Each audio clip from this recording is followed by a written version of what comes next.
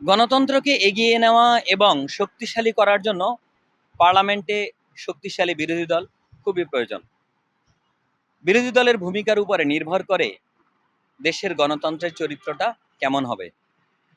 বর্তমান বাংলাদেশ অনেকে মনে করছেন একটি শক্তিশালী বিরোধী দল পেয়েছে।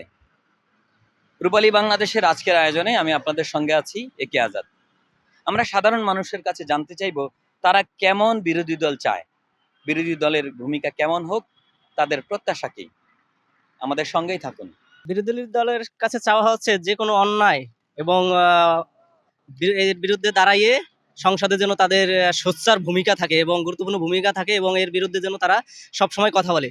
এবং দেখা যায় যে একটা অস্থিরতার মধ্যেই দেশ এখন চলছে। আশা করব বিরোধী দলের কারণেই এই অস্থিরতা কেটে যাবে। দেশের বিরোধী দলের কাছে সাধারণ জনগণের অনেক চাওয়া থাকে।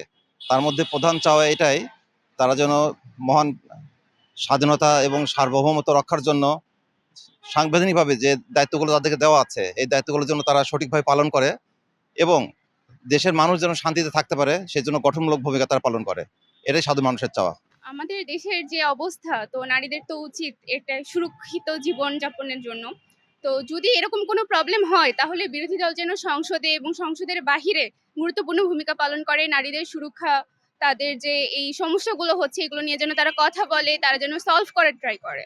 বিরোধী দলের কাছে একটাই চাওয়া যে তারা সংবিধান অনুযায়ী সবকিছু ইউজ করুক এবং সংসদ থেকে যিনি বারবার বের হয়ে না যায়, সংসদে যেটা ন্যায্য ওইটাই যিনি তারা বলে।